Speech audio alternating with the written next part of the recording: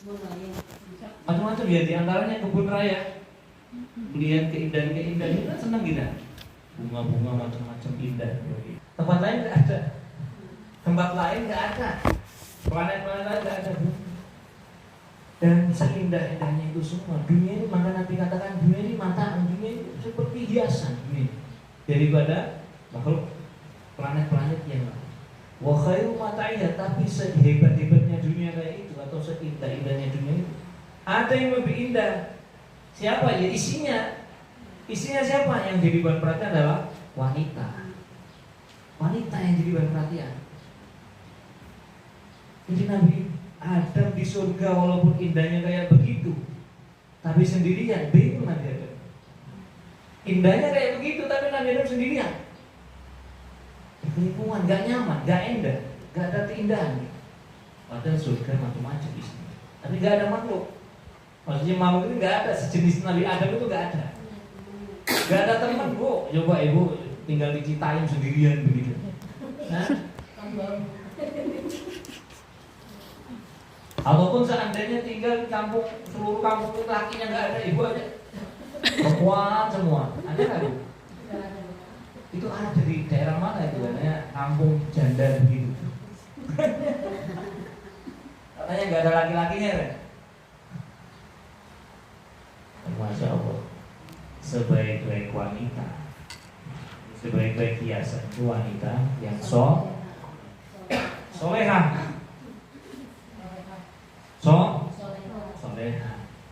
Ukuran solehah itu bukan diukur dari jilbabnya panjang.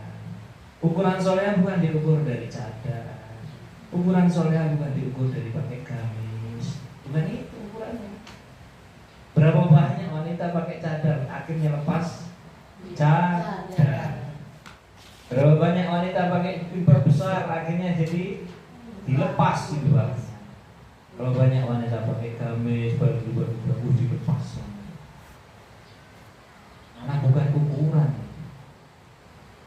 Tapi ada wanita pelacur zaman Nabi kan? Cerita Nabi di Bani Israel juga ada kisah, hampir sama kisahnya. Wanita pelacur. Kemudian dia ini punya belas kasih kepada hewan. Ada rasa kasih, sayang dengan makhluk-makhluknya Allah. Wanita akhirnya diampuni Allah. Dan banyak sekali ibu-ibu dan masyarakat. Ya wanita solehah itu siapa cirinya ya?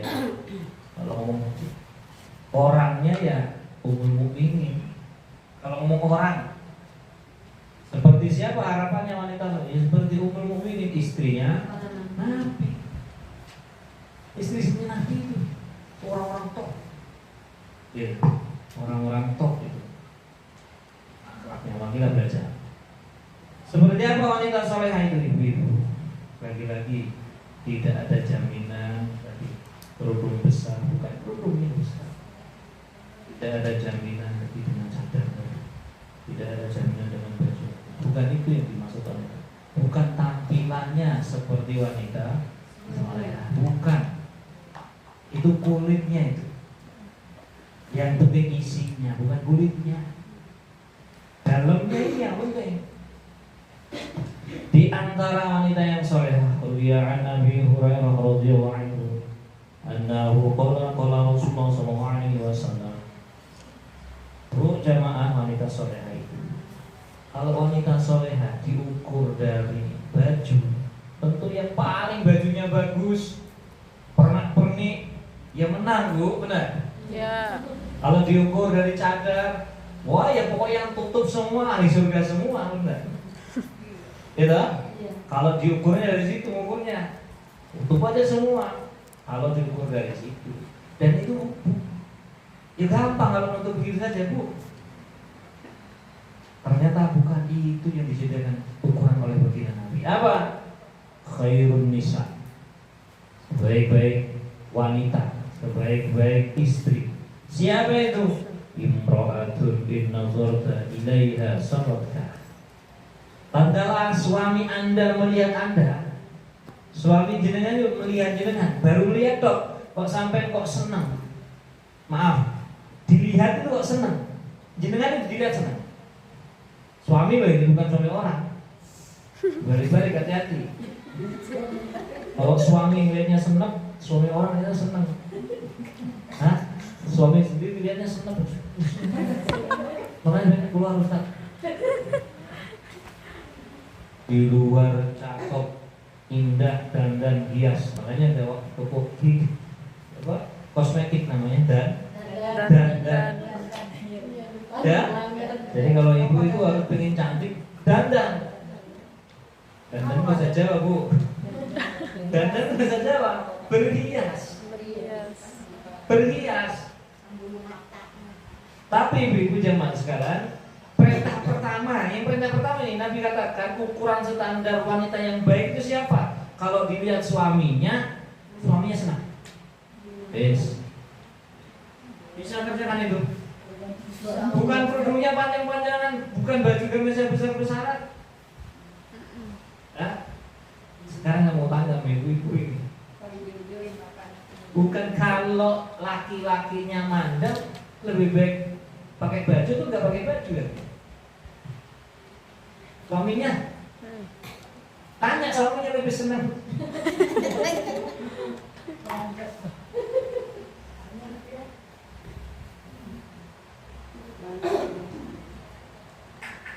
Lihat pertama, standar pertama wanita soleha.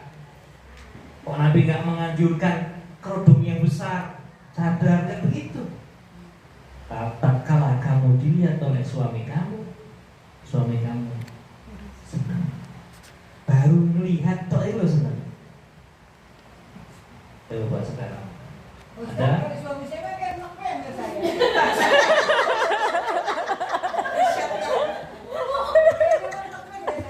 Bosan ya Bu, hari-hari kamu lagi.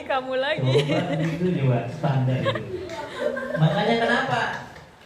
Bayangkan hebatnya baru melihat saja. Urusan melihat saja bisa nggak menyenangkan? Ini bukan masalah baju ini ya, paham nggak? Bukan masalah baju, bukan masalah kerudung warna apa. Pertanyaannya pada saat Anda dilihat oleh suami jenengan, senang nggak? Itu standar. Luar biasa kan Nabi, kok gak disandingkan dengan urusan baju, gak disandingkan dengan urusan yang lain. Yang penting untuk apa kalau sampai berdandan, cakep, cantik, pakai lipstick, pakai ini. Tapi pada saat suami melihat Anda, tapi suami seneng. Lah kan logika gitu. Lalu untuk apa sebenarnya sampai berdandan cantik, berhias cantik, tapi melihat suami Anda ini, suami jenengan melihat Anda kok malah sumpah. Coba pertanyaan logikanya apanya? Kenapa bisa sumpah? Padahal sudah berdandan. Kenapa bisa sumpah nih?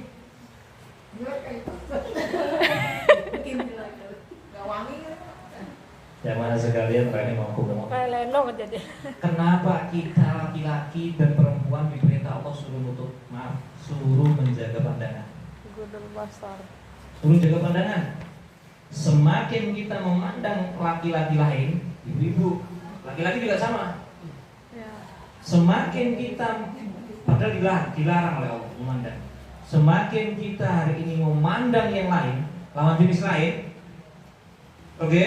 Maka oleh Allah kenikmatan, kelezatan mandang suami, begitu juga kelezatan mandang istri Allah cabut lama. Allah cabut, Allah kurangi lama. Sehingga kita memandang istri kita rasanya kurang cantik. Sama juga si istri memandang suaminya kurang cantik. Ya gimana mau ngadari nonton drakor? Suaminya dibandingin drakor. Ya drakor putih-putih. Kok kayak salah. Rumput kayak lele-lele. Hah?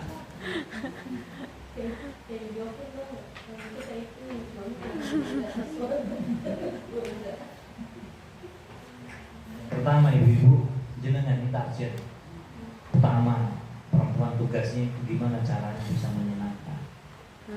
Bu, kalau suami itu sudah senang, hatinya ini senang, itu rezeki lancar. Rezekinya lancar. Tapi kalau suami sudah pusing, Bu, Suami ini pusing, sudah di tempat kerja atau mencari nafkah sudah susah, ada susah, ditambah lagi jenengan dipandang pulang, assalamualaikum salam. Cek ini pelet. Betul? Suami datang nggak disambut, assalamualaikum salam. Boleh nggak disambut? Itu rasanya suami itu sudah kayak karu-karuan itu ya. Nah itu bedanya. Jadi memang sifat wanita dengan sifat laki beda. Makanya di sini sekarang fokusnya ke wanita, Anda bukan laki-laki. Gak usah mikirin lakinya dulu, Andanya dulu benahi. Pak ini kalau suami saya begini, Anda juga dibenahi. Andanya dibenahi. Gak usah mikir benahi suami, nanti suami doakan. Benar? Harusnya yang laki-laki dulu harusnya Bu benahi itu. Tapi ibu sama sekalian ini sama-sama berbenah. Sama-sama berbenah. Itu bagaimana jadi wanita soleha? Jadi wanita soleha bukan sekedar kerudung. Kalau udah ngomong kerudung berwarna lebih cantik. Artis lebih cantik ibu. Ingat ya, di garis bawahi semakin kita banyak memandang wanita yang lain, nanti malah Allah kurangi nikmat. Allah kurangi nikmat kita ya. Begitu juga suami, Allah kurangi nikmat itu untuk memandang istrinya. Sehingga yang ada rasa kurang dan kurang. Yang pertama, wa in amartaha ata'atka. Yang kedua, standar wanita soleha itu, kalau Anda diperintah suami, Anda siap. Selama tidak diperintah untuk maksiat atau durhaka kepada Allah. Sekarang mau bikin kopi aja enggak? Bikin kopi enggak? Yang ada nyuruh semua.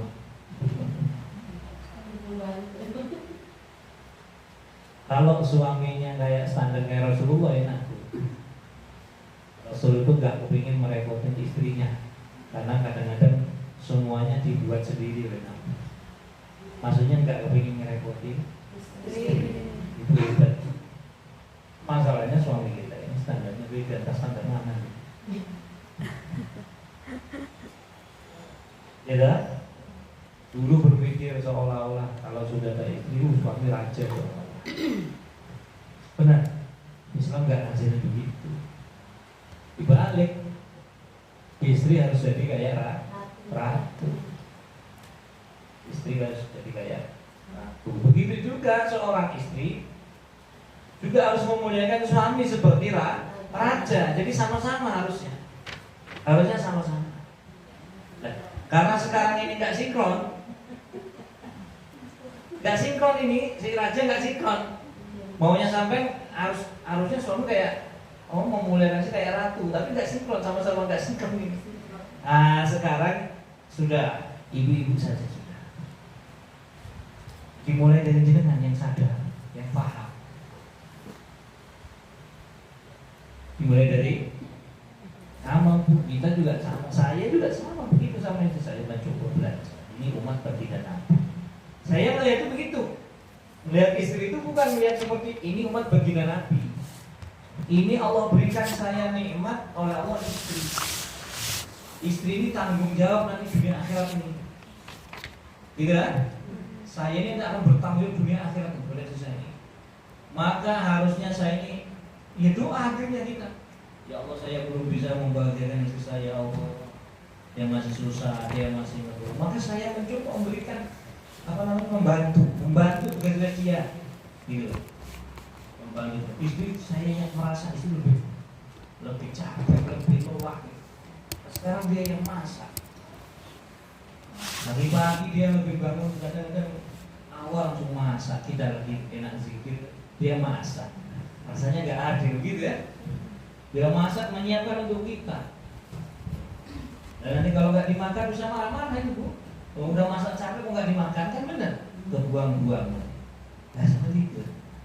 Artinya kita melihat rasa kasih sayang, rasa ini umat baginda Nabi, ini harus apapun cerewetnya, maksudnya gitu ya. dan sebagainya. Kenapa dia marah? Berarti kan ada yang kesel.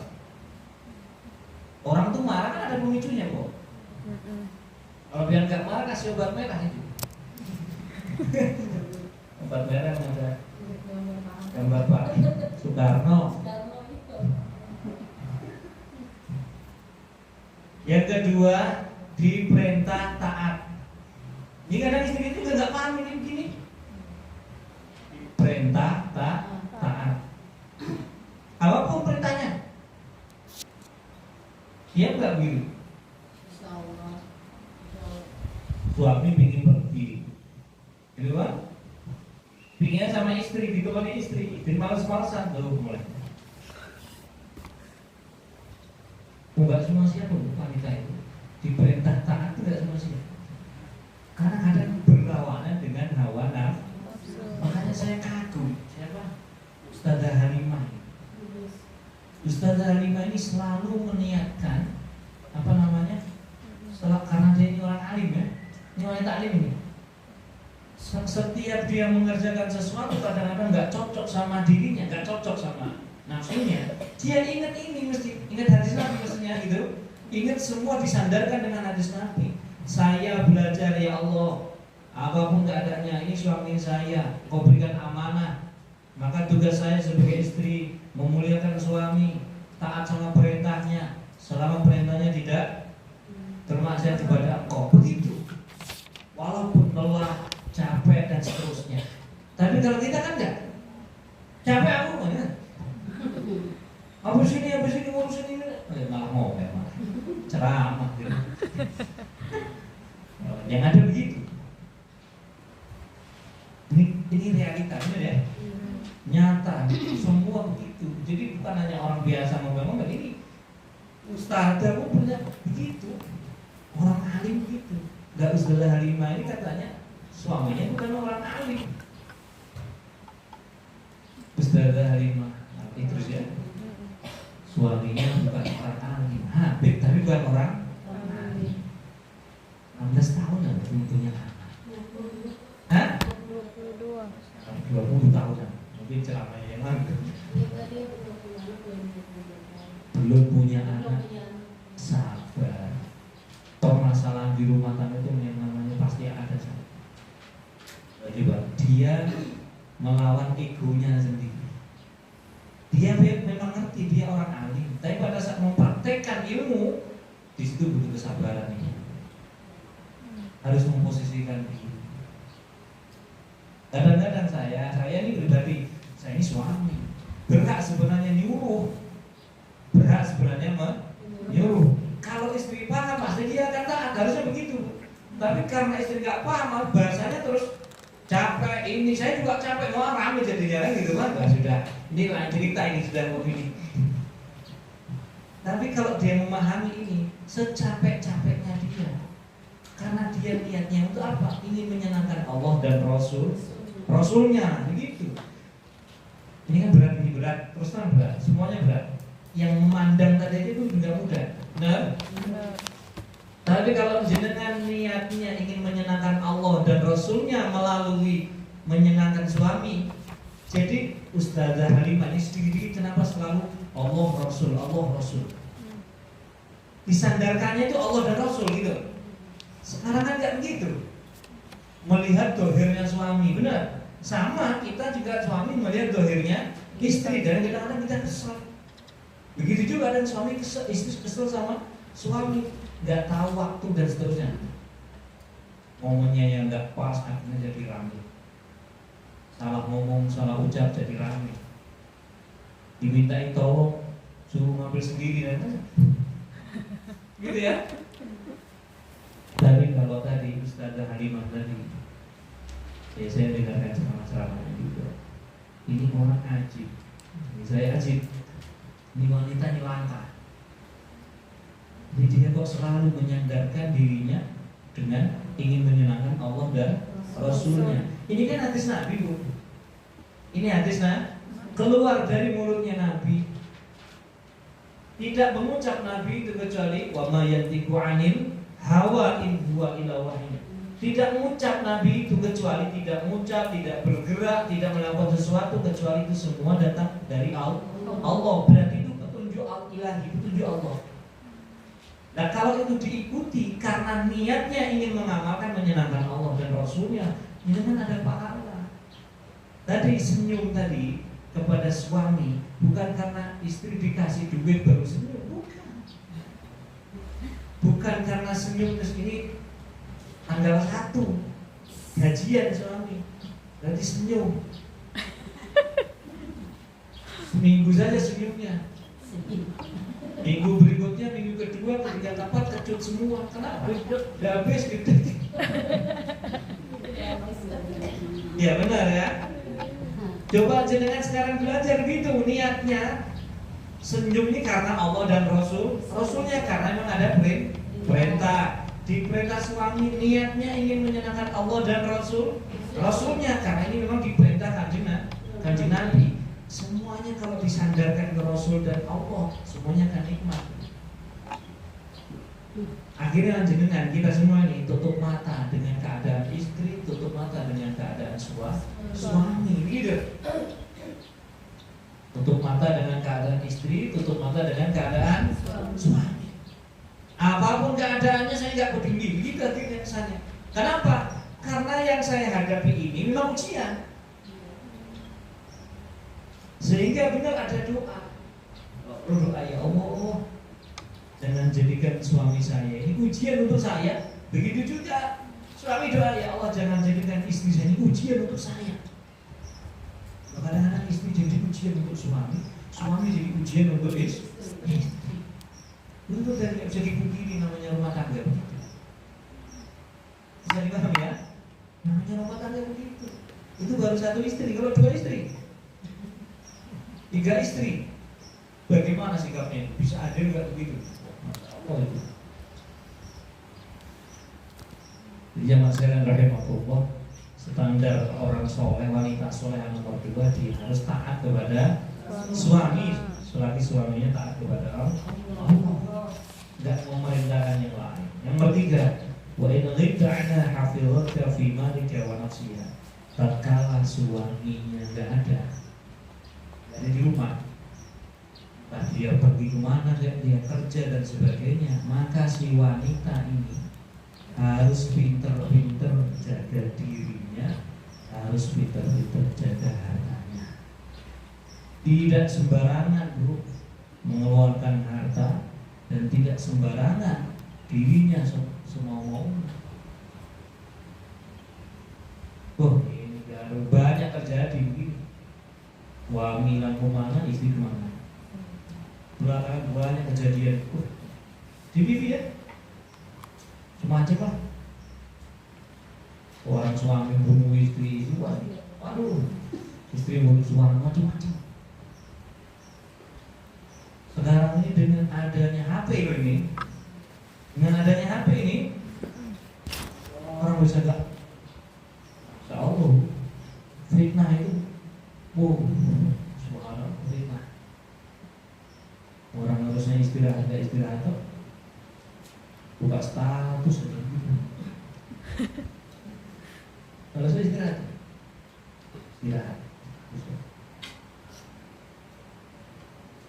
ini terjadi, Masya Allah. Di banyak kasus-kasus terjadi, kadang-kadang cerita cuma begini, di kampung begini, waduh, macam kalau sudah punya anak ini ada jadi. Kenapa itu tadi? Kalau sudah keluar rumah pasti ada resiko, ada godaan. Karena hari-hari, karena dia selalu sering melihat yang lain, laki-laki lain, wanita ini akhirnya membanding-bandingkan suami. Begitu juga istri. Suami melihat wanita yang lain akhirnya membanding-bandingkan. Kenapa? Sudah kan Allah cabut. Kalau Anda sering melihat itu Allah cabut pelan-pelan. Kelezatan, kenikmatan memandang istri, kelezatan, kenikmatan memandang suami, Allah cabut. Kenapa? Karena Allah mengalihkan perhatiannya. Kenapa? Karena jangan melihat yang lain. Padahal dilarang oleh Allah. Pokoknya sesuatu yang dilarang, kok dilawan, itu keluar dari fitrahnya, pasti ada masalah. Pasti ada masalah. Dan kenapa tadi pakai cadar? Sebenarnya tadinya menghindar, khawatir timbul fitnah. Tapi kalau sering keluyuran apa? Cadar bukan berarti keluyuran, bukan indah-indahan. Saya pakai cadar berarti saya ahli surga, bukan begitu. Bukan begitu. Wanita ini bagaimana dijaga, terjaga. Dia pintar menjaga dirinya, bukan gampangan. Itu bukan gampang ya, kan beda. Hanya di situ di kita apa namanya tangga itu intelijen itu ada. Kalau bisa menghindar gitu, menghindar. Jadi tidak terlalu apa istilahnya, tidak terlalu dekat dengan memang riskan. Kita ini kan di sini karena muamalah urusannya itu ya. Urusan muamalah itu ya urusan kita mengajar, ya sudah begitu. Kita mengajar. Kalau lebih ideal, lebih bagus lagi ya boleh kita pakai apa namanya? Pakai hijab. Sampai yang pusing. Ya. Pakai hijab. Enggak biasa. Tidak biasa. Sudah paham di sini? Insyaallah. Apa yang pertama? Tanda wanita yang soleh ini apa? Dipandang Menyenangkan. Menyenangkan suaminya. Terus yang kedua, Diperintah suaminya taat. Perintah suaminya taat. yang ketiga, Menjaga diri dan apabila harta. suaminya Tidak di rumah. jaga dirinya, nggak sembarangan. Suaminya pergi, masuk orang lain. Oh ini banyak, bukan daerah mana? Tasik kok daerah mana? Bukan. Teman-teman yang dakwah itu cerita itu. Oh surat istri ini malah dijual. Waduh. Istri ini malah dijual. Jadi sengaja kan? Itu ada fenomena begitu. Dan dimusyawarahkan.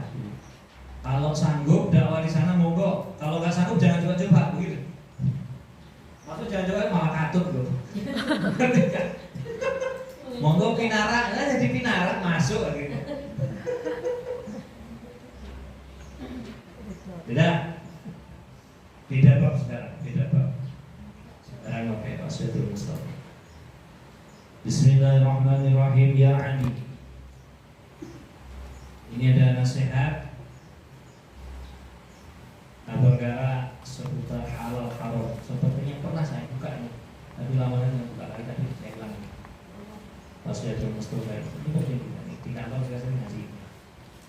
Bismillahirrahmanirrahim. Ya Ali, ini nasihat ini adalah untuk khususnya untuk Sayyidina Ali, tapi umumnya untuk semua, pada hakikatnya untuk semua. Ya Ali wa ya Ali, man akalal halal. Kita bisa perhatikan, barang siapa yang memakan makanan yang halal, sofa dinuhu, maka bersih agamanya. Orang yang memakan makanan yang halal itu agamanya bersih. Waraqa qalbuhu, kemudian halus hatinya, halus hatinya. Walam yakun lidakwatihi hijabun, dan tidak ada hijab baginya atas doa-doanya. Berarti doanya kabul, gak ada hijab. Kenapa kok doa saya ini kok gak kabul ya? Ini ada hijab berarti. Hijab. Hijabnya apa? Hijabnya maksiatan. Hijabnya apa? Perkara yang haram, termasuk makanan yang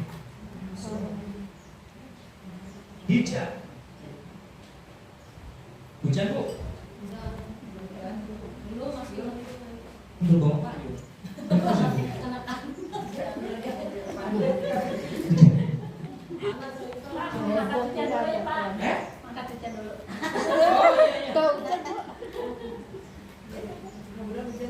Yakin hujan Bu? Mendung ini. Ayo udah ya. Bawangnya udah.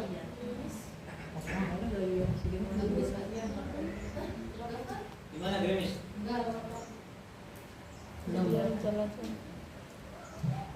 Hidupin lampunya Bu. Ya, gelap.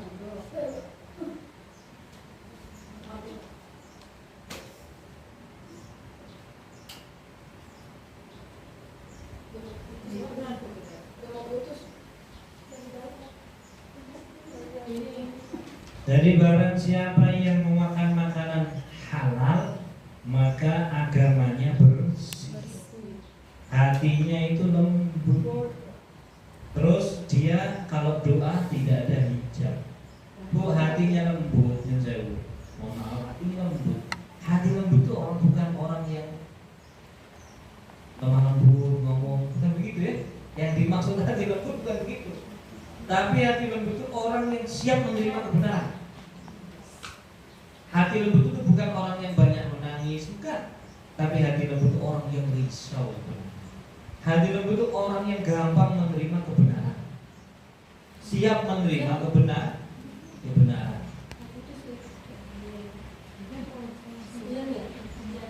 Alhamdulillah.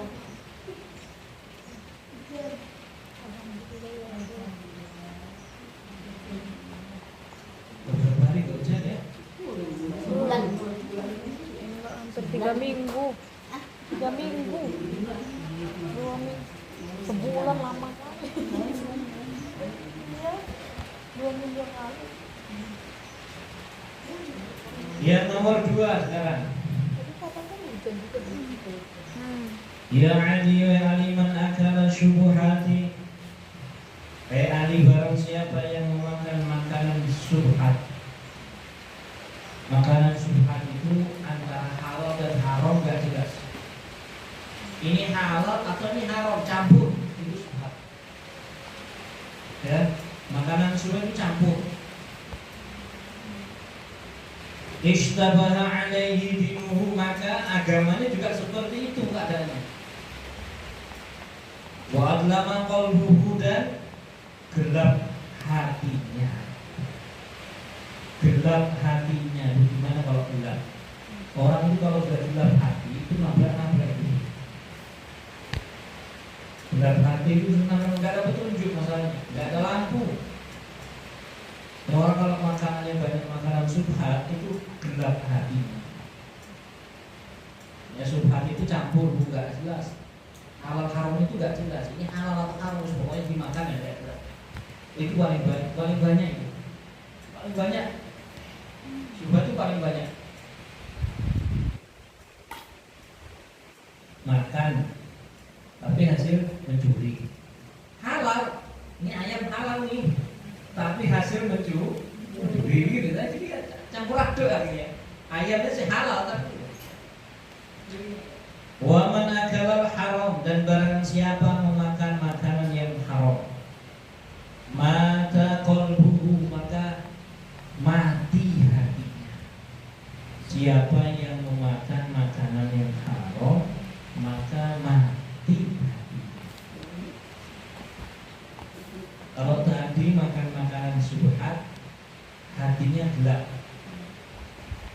Kalau gelap masih bisa dinyalain Bu, kalau lampu mati gelap, ini masih ada harapan, masih bisa. Tapi kalau sudah mati, ini repot. Orang kalau sudah hatinya mati, dinasihati apa saja nggak masuk. Orang kalau sudah hatinya mati, nasihat apa dari siapa saja bisa nggak masuk. Bodoh amat akhirnya. Kemudian wa khufat dinuhu, remeh agamanya. Remeh agamanya.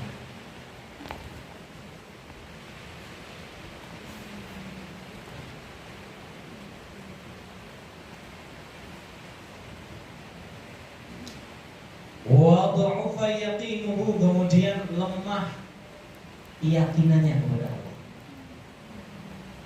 Kenapa banyak orang bunuh diri dan sebagainya? Lemah keyakinannya kepada Allah.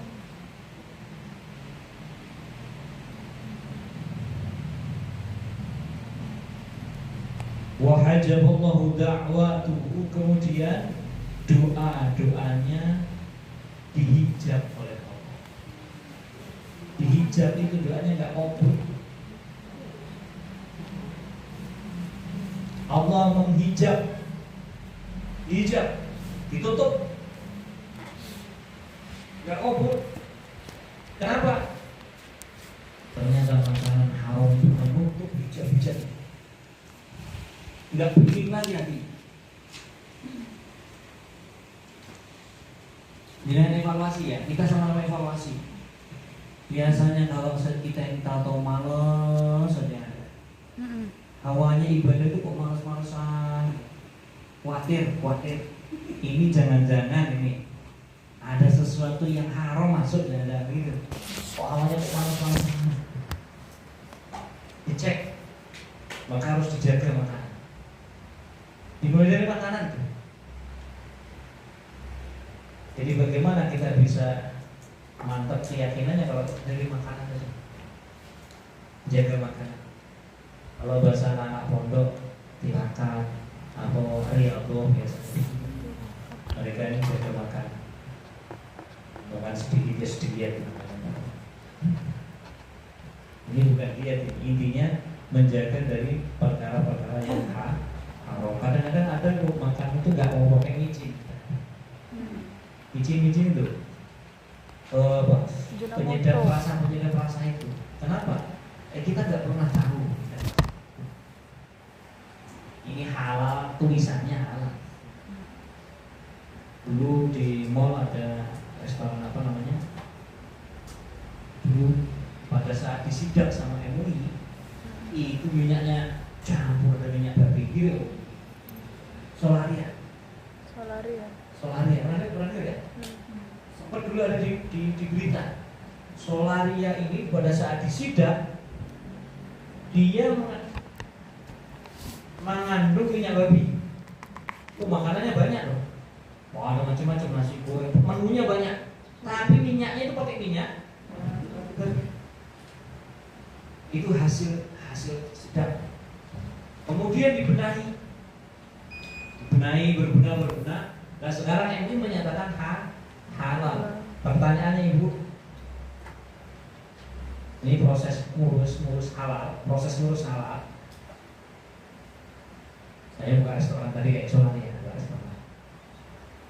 Kemudian kita mengajukan biar makanan ini ada kepastian hukum, ini halal atau haram, maka mengundang MUI, Badan POM juga diundang, MUI diundang. Kemudian disuruh ngecek bumbu-bumbu dapur itu semua. Ini apa, dicek semua. Resep semua dicek. Ini ada yang haram nggak gitu? Oh halal gitu. Dan di saat dicek ya di saat dicek semuanya halal. Tapi pada saat besok MUI sudah nggak ada di situ, lagi proses urus ini halal tulisan. Oh ya sudah siap, ini berarti halal. Lah ngurus izin halal ini yang bayar. Ngurus izin halal itu banyak.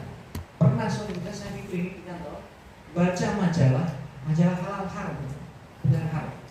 Ternyata masalah halal ini, logo predikat halal makanan ini bisa dibeli, bisa dibeli. Jadi yang tadinya haram jadi halal. Wani biro, kira-kira wani biro. Nah ini yang menyatakan orang Australia. Meneliti. Karena ini adalah ladang duit, dan ini bahaya, ini tanggung jawabnya dunia akhirat ya. MUI yang ngurus ini dunia akhirat. Karena di sini ada ladang duit,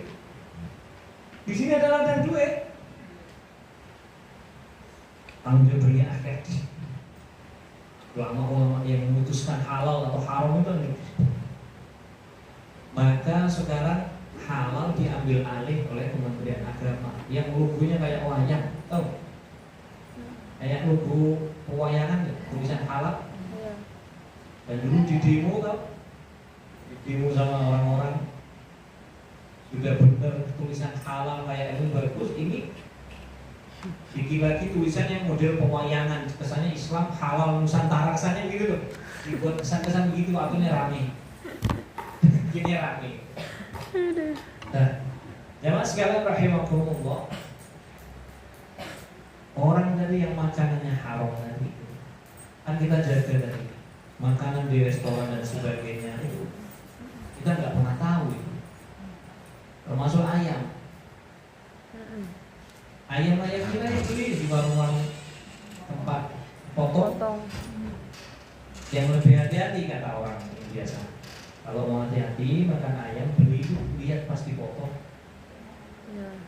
Jadi jangan sampai, karena ada tempat saya dulu di kampung kita meragukan kok setiap ini, karena yang mau anak-anak muda yang kita nggak tahu atau anak ini nggak jelas ini ibadahnya bagaimana, itu jam 2 malam itu padahal ayam baru datang menjelang subuh sudah rapi, padahal ayam banyak, ayam menjelang subuh sudah rapi. Dan kita nggak pernah tahu ini orang ini nyembelih ayam bagaimana ini nyembelihnya, anak-anak remaja ini. Nah, secara zatnya ayam ini halal, tapi kalau dia nyembelihnya nggak bismillah, nyembelihnya kok nggak bismillah, nggak ada baca bismillah, maka ini jadi haram, jadi bangke. Apalagi ada yang ngomongnya dijepitkan pintu lah,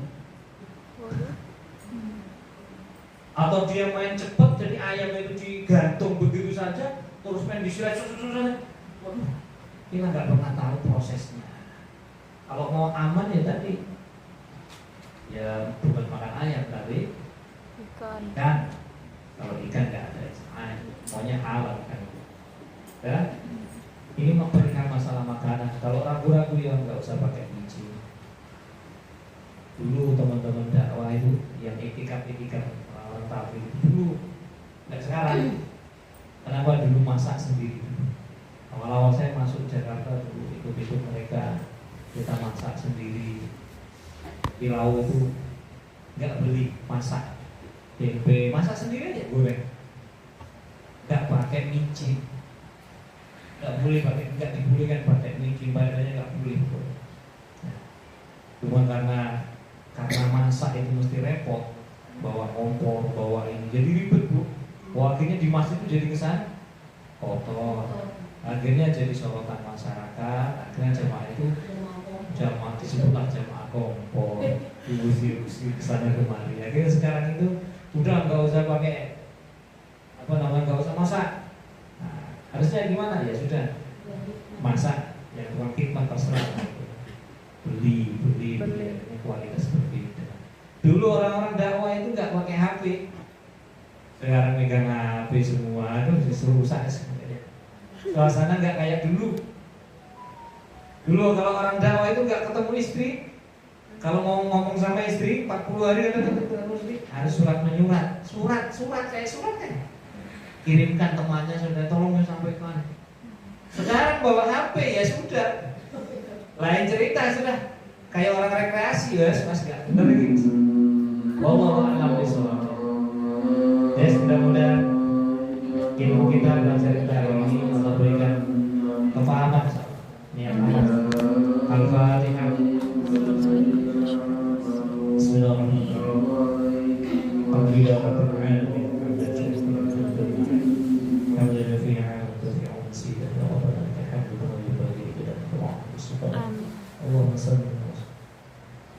Allahumma salli ala Rasulillah.